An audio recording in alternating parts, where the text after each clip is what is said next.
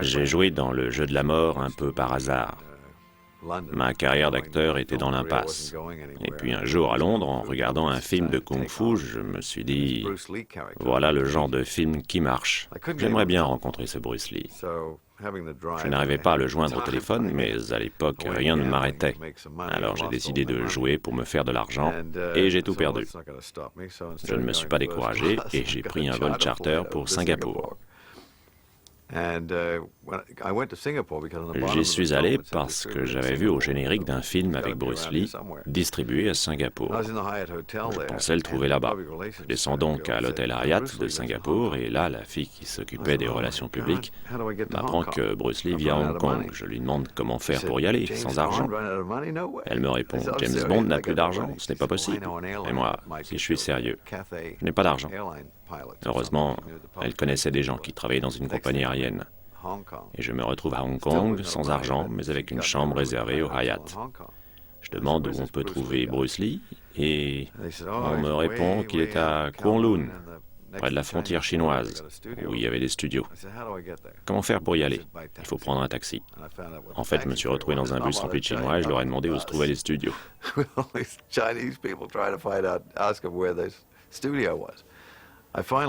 Enfin, j'arrive et je rencontre Raymond Chow, le producteur et ami de Bruce Lee. Il me dit « George Lazenby, Bruce Lee serait content de te voir. » Il l'appelle. Bruce travaillait sur le montage d'un film. Raymond lui dit « George Lazenby est là. Est-ce que tu veux le voir, Bruce ?»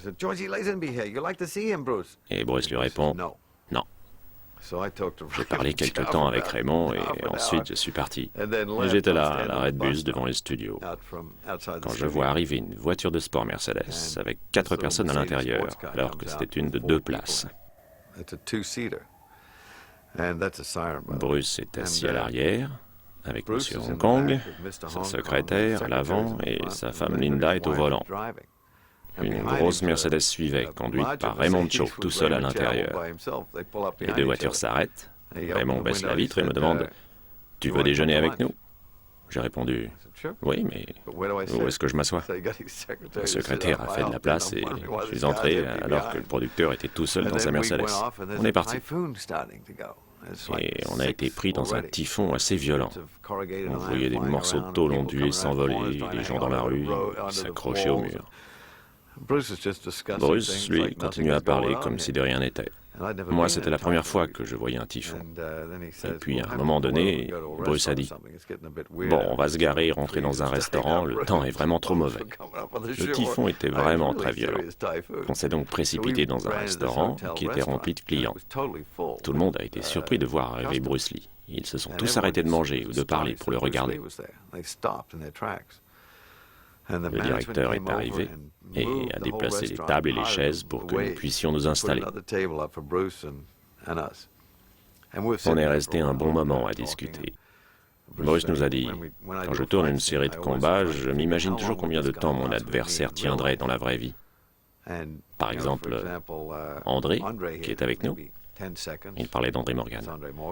10 secondes. Raymond, 1 seconde. Ma femme, elle est ceinture noire, alors on va dire 30 secondes.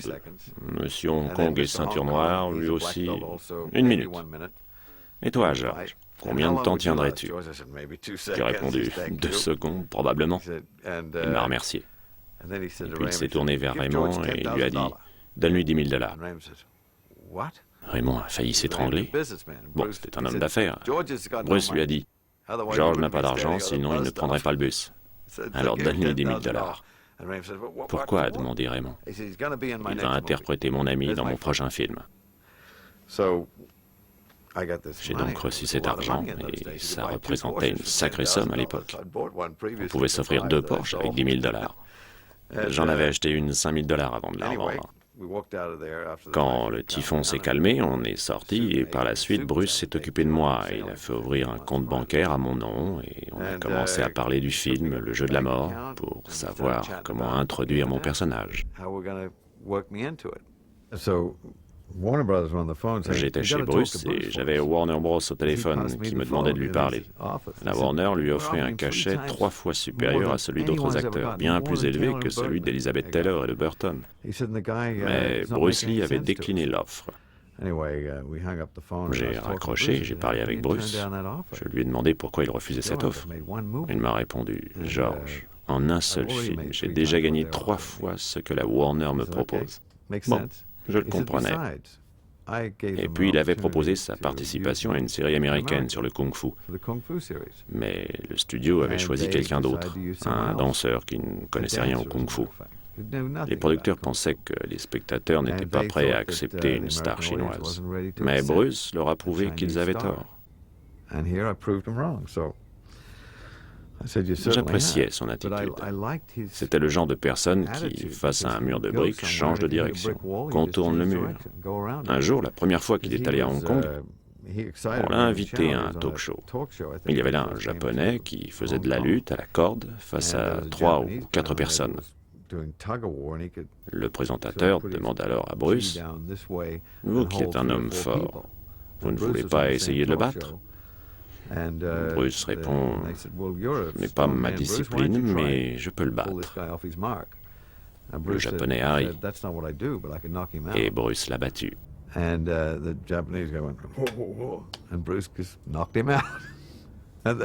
Voyant ça, Raymond l'a appelé et ils sont devenus associés. C'est Raymond qui m'a raconté cette histoire, et je la trouve vraiment intéressante. Bref, Bruce et moi avons discuté du jeu de la mort pendant des jours, et il lui arrivait de m'appeler dans la nuit à 3 heures du matin pour me demander mon avis sur une idée qu'il avait eue, et puis ajoutait « Rappelle-moi », et il raccrochait. Et moi je me disais « Ce type ne dort jamais ». Le jour de sa mort, nous avons déjeuné ensemble. On a discuté du film plus en détail. Au restaurant, il était toujours assis dans un coin derrière un paravent parce que les gens s'accrochaient à lui, se tenaient debout devant lui et le regardaient manger. On se trouvait donc dans le fond du restaurant, derrière un paravent. Et il me dit « J'ai mal à la tête ». Moi, j'avais souvent des migraines, mais c'était dû à l'alcool. Mais pour lui, c'était inhabituel. Alors je lui ai proposé d'annuler le rendez-vous du soir même. On devait dîner ensemble. Et comme à l'époque ma femme était enceinte de 8 mois et demi, je lui ai proposé de se revoir après l'accouchement pour reparler du film. Je lui ai dit, ne t'inquiète pas pour ce soir, on annule si tu ne te sens pas bien. Il m'a répondu, si je t'ai dit que je venais, je viendrai. Le soir, je suis venu au rendez-vous. Bruce était en retard et ça ne lui ressemblait pas, alors j'ai appelé Raymond pour lui demander s'il savait où était Bruce. Et il m'a donné son numéro.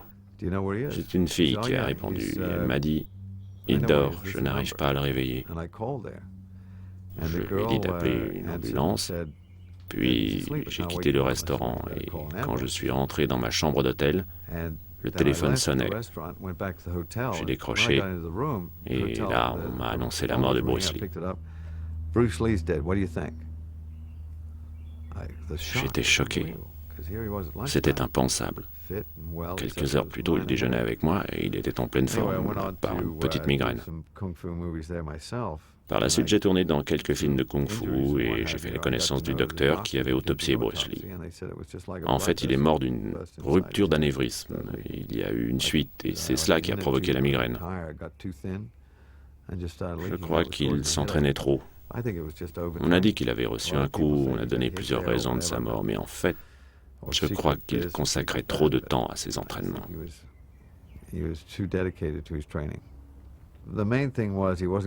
Dans le jeu de la mort, je ne devais pas être tué. Bruce voulait que je joue un bon.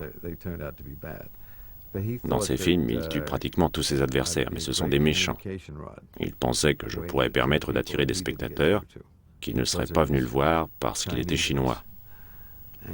Il disait que les gens ne voyaient pas toujours que nous nous ressemblions tous parce qu'ils ne voient que les apparences et pas l'âme, et parce que nos cultures sont différentes. On parlait beaucoup de philosophie, lui et moi. C'est comme ça qu'on s'est liés d'amitié. Un jour, il a cité une phrase de Krishnamurti que je connaissais. Ça lui a fait plaisir et ça a été le déclic. Sa bibliothèque était remplie de livres de Krishnamurti. Je n'étais pas toujours d'accord avec ses préceptes, je trouvais qu'ils étaient parfois trop durs à suivre. Ils peuvent difficilement s'appliquer au monde réel, c'est trop parfait. Ou alors, il faudrait vivre loin de tout. Mais Bruce était le genre d'homme à chercher la perfection. Il voulait être aussi bon que possible. Les gens un peu fades, nonchalants ou peu sincères ne l'intéressaient pas, peu importe qui ils étaient. Notre intérêt commun pour la philosophie de Krishnamurti a créé un lien entre nous deux. Et de savoir si j'étais australien ou européen, nous savions tous les deux que c'est l'esprit qui doit unir les hommes et non leur nationalité ou religion, comme on le croit généralement.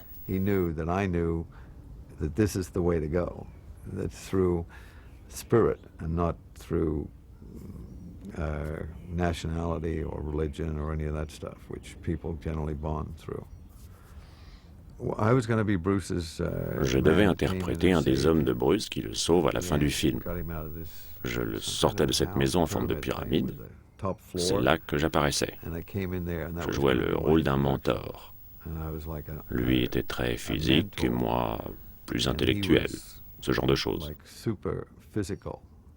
Mon personnage connaissait la philosophie chinoise parce qu'il avait été capturé pendant une guerre, en Corée, je crois.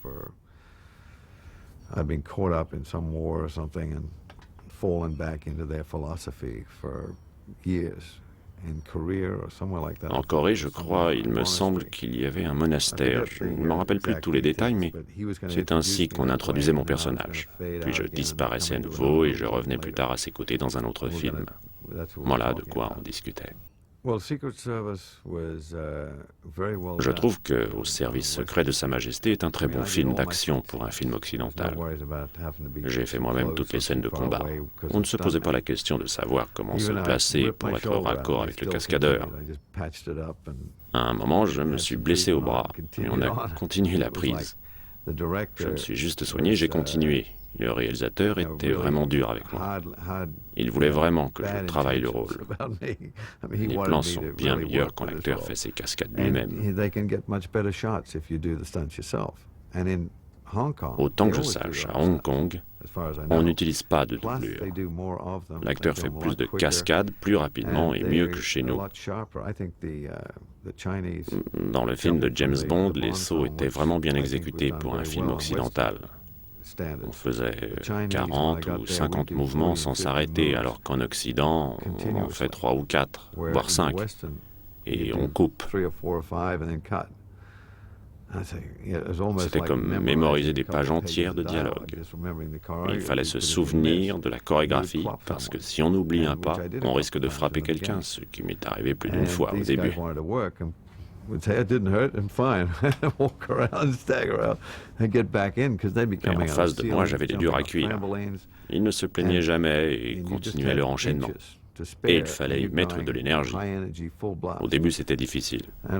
Mais en fait, plus on le fait, et plus on s'améliore, comme toujours. J'étais en super forme parce qu'on ne faisait pas une seule prise, sauf quand il y avait des dialogues, parce que tout le monde s'en fichait. Mais pour les scènes d'action, si on se trompait ou si je plaçais mal ma main ou mon pied, on recommençait. C'était assez spectaculaire. On aurait dit de l'art, un ballet. C'était un vrai plaisir de regarder Bruce Lee. C'était quelqu'un de très charismatique, avec une forte personnalité. Même s'il admettait lui-même qu'il n'était pas un grand acteur, il savait jouer.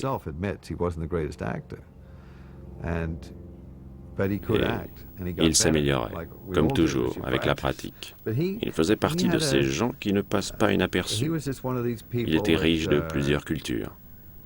Il avait grandi et été élevé aux États-Unis, et même s'il est né à Hong Kong, où il a vécu une partie de son enfance, il connaissait très bien la culture américaine et ses défauts, mais aussi la culture chinoise et la culture orientale. He knew the American culture very well and knew their shortcomings when it came to understanding the Chinese or understanding the Orientals, period. When Bruce died, à la mort de Bruce, on aurait dit que Hong Kong s'était figé. Tout le monde en parlait, tout le monde. Dès qu'on mentionnait son nom, les jeunes baissaient la tête de chagrin. Je suis allé à Hong Kong quelques jours seulement après la mort de Bruce pour assister aux obsèques et je suis rentré. Beaucoup de personnes n'y croyaient pas. Certains pensaient même qu'il s'agissait d'un coup médiatique. Comment un tel homme pouvait mourir comme ça? Il avait 32 ans, je crois. Il était en pleine force de l'âge et en excellente forme. L'incrédulité, voilà un mot qui résumerait bien la réaction générale à l'annonce de sa mort. Les gens avaient du mal à croire qu'il n'était plus là. Et ils étaient très fiers de lui et de ce qu'il avait fait. Partir comme ça, si jeune, enfin, c'était leur homme.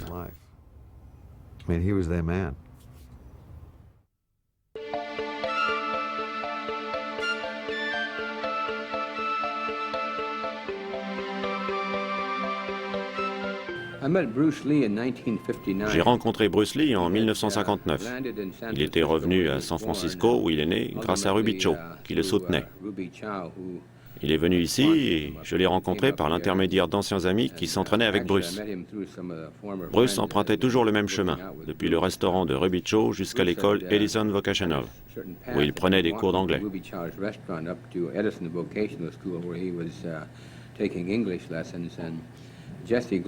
Jesse Glover, qui fut la première élève de Bruce, prenait le même chemin et ils avaient fini par prendre l'habitude de cheminer ensemble. Et ils étaient devenus amis.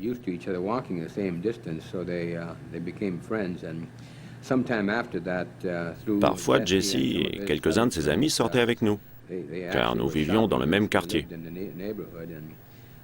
Un jour, elle m'a parlé de ce jeune homme qui se produisait à Chinatown. Il faisait du cha-cha et du kung-fu chinois. Je me suis demandé ce que c'était. Je ne connaissais que le karaté à l'époque. Le type en question n'avait que 18 ans, mais il était déjà excellent.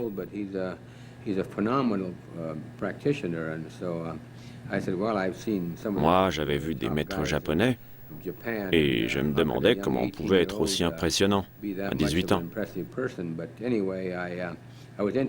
Poussé par la curiosité, je suis allé le voir un week-end. C'est comme ça que j'ai fait la connaissance de Bruce.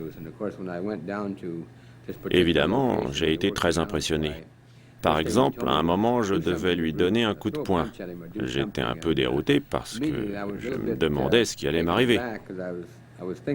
Bref, je lui ai envoyé un violent coup de poing et avant que je réalise ce qui m'arrivait, il m'avait déjà immobilisé et j'ai senti les coups pleuvoir sur mon visage. J'avais l'impression d'une véritable tornade. J'avais très peur et je me suis dit que j'avais quelque chose à apprendre de ce type. C'est comme ça que je me suis inscrit à son cours. À cette époque, on n'avait pas de salle attitrée à Seattle. On s'entraînait là où on trouvait de la place, dans des sous-sols, dans des jardins. Les leçons étaient très informelles et Bruce ne nous faisait rien payer.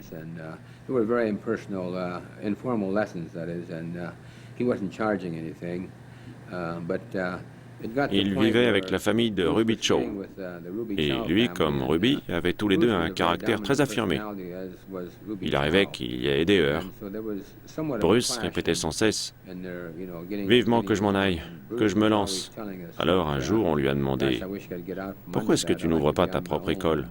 On te paierait, et avec l'argent, tu pourrais être indépendant. » C'est ainsi qu'il a commencé.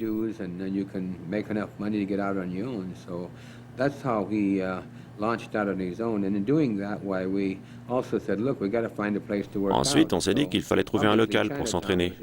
Chinatown était le lieu idéal pour commencer. À l'époque, il y avait beaucoup d'immeubles vides ou laissés à l'abandon dans ce quartier. On s'est donc arrangé avec des propriétaires pour qu'ils nous laissent leur logement, qu'on nettoyait et rendait présentable. Notre première salle se trouvait au croisement de la 8e rue et de King Street. Non, pardon, de la 8e et de Dearborn. Non, excusez-moi. De la 8e et de Weller. Quand Bruce a commencé à gagner assez d'argent, il s'est mis à son compte. Et puis ensuite, le propriétaire a voulu récupérer son local qu'on avait bien arrangé. On a donc déménagé et on a ouvert la deuxième école au coin de la 8e avenue South et de King Street.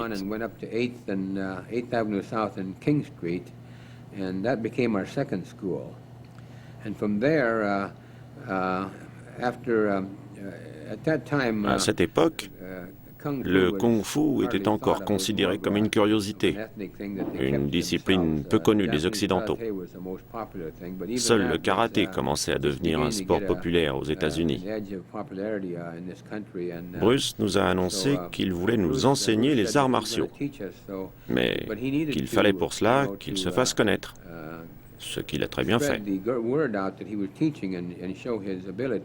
On a donc fait des démonstrations à l'Université de Washington pour des confréries de jeunes étudiants.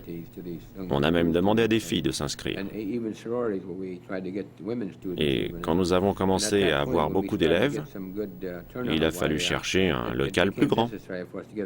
La troisième salle se trouvait dans le quartier universitaire. Elle était très grande. Elle occupait tout un étage de 2000 à 3000 mètres carrés. Et Bruce vivait là-bas.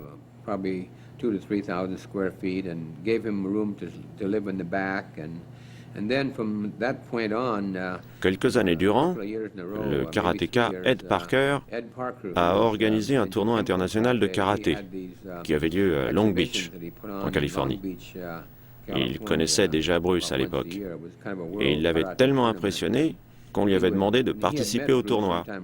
Et Bruce m'avait demandé de l'accompagner, ce qui n'était peut-être pas du goût d'Ed Parker. J'y suis donc allé avec Bruce 2 ou 3 ans d'affilée.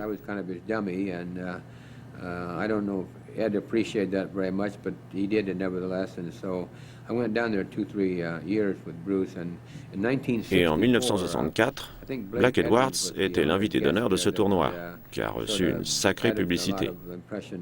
À cette époque, la série télévisée Batman avait du succès. Et voyant la notoriété de ce héros, les producteurs avaient voulu faire revivre la série Le Frelon Vert.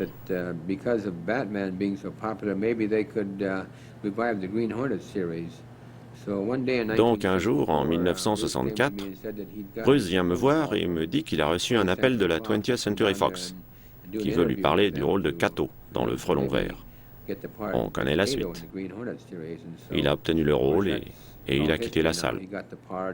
J'ai donc fermé l'école et je suis retourné à Chinatown où j'avais une école, jusqu'à ce que Bruce commence à entraîner des célébrités et qu'il n'ait plus besoin de mon aide. Voilà comment ça s'est passé.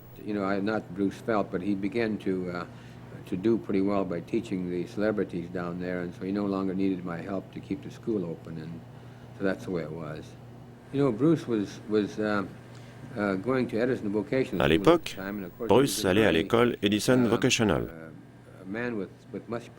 Il avait beaucoup de personnalité. C'était le genre de type que l'on remarque tout de suite dans un groupe, malgré sa petite taille et malgré sa minceur. Dès qu'il arrivait, on sentait le charisme de cet homme.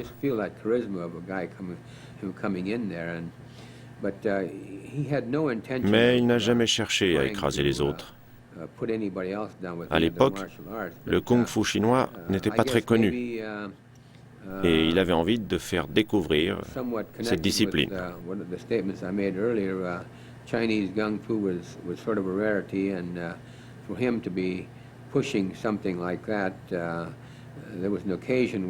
C'est à cause de cela qu'il s'est battu avec un Japonais, ceinture noire, deuxième dan.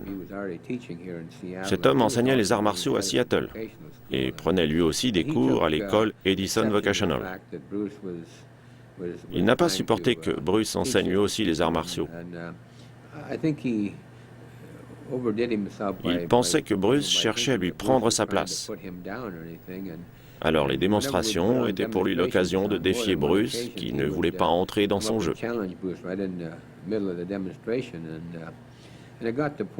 Mais il arrivait que cet homme parle de Bruce devant lui en disant « Oh, lui, il ne sait rien. Je le bats quand je veux. » Ce genre de choses.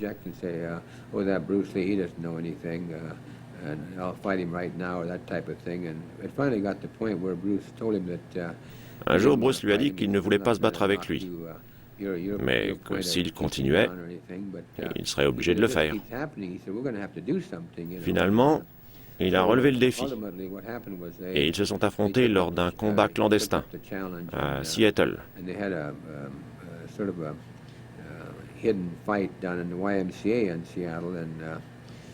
Je n'y ai pas assisté, mais on m'a raconté que le combat n'a duré que 11 secondes. Bruce n'a pas frappé fort, mais il a fait assez de mal aux Japonais pour qu'ils sachent qui était le fauteur de troubles et qui était le vainqueur.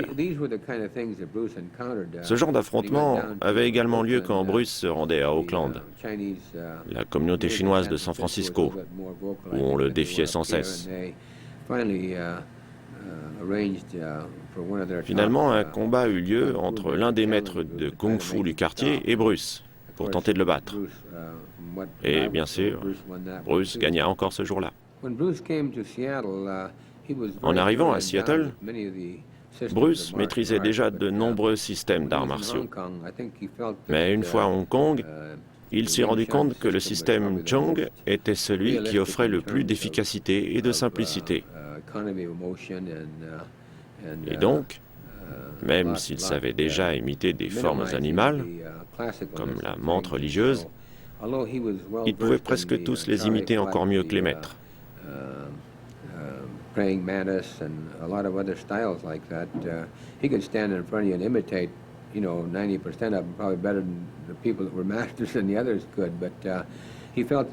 Selon lui, l'action la plus simple et la plus directe était la plus réaliste. Il aimait parler de la nage sur la terre ferme, par opposition à la nage dans l'eau. Il disait, parfois, si tu te retrouves sur la terre ferme, réagis, bouge, et tu te retrouveras dans l'eau. En arrivant ici, il a conservé le système Wing Chun, mais il l'a modifié à sa convenance, fort de sa théorie sur l'efficacité et la simplicité des mouvements. Et depuis, certains de mes élèves qui ont appris le Wing Chun ailleurs sont surpris en arrivant dans mon club, parce que nous enseignons cette discipline différemment.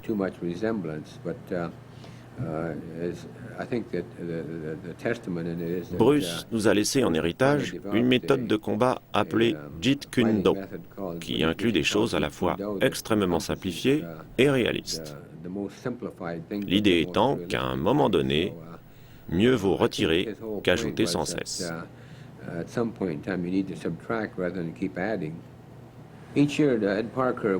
Chaque année, Ed Parker organisait un tournoi international de karaté à Long Beach.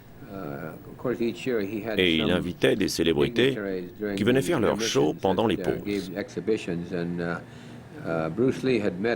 Bruce Lee avait rencontré Ed Parker lors d'un tournoi.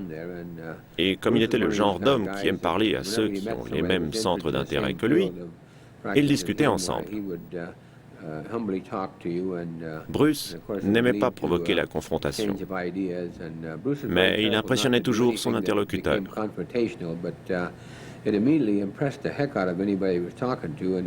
Et Ed Parker fut impressionné. En 1964, il invita Bruce au tournoi pour faire quelques démonstrations, alors que l'invité d'honneur était Black Edwards. Comme il m'emmenait toujours avec lui, nous avons fait notre démonstration ensemble. Black Edwards avait plus ou moins participé à la série Batman. Et comme les studios voulaient faire revivre la série Le Frelon Vert, ils cherchaient quelqu'un. Quand Edwards a vu Lee en action, il a été très impressionné et a pensé que ce type pourrait interpréter Kato. Here's a guy that could probably handle the Kato position in the Green Hornet series, and so one day. Et un jour de printemps, Bruce m'a annoncé qu'il avait reçu un appel de la 20th Century Fox qui voulait le voir pour le rôle de Kato. Il m'a demandé ce que j'en pensais, je lui ai répondu « Vas-y Bruce, il y est allé et vous connaissez le reste de l'histoire ».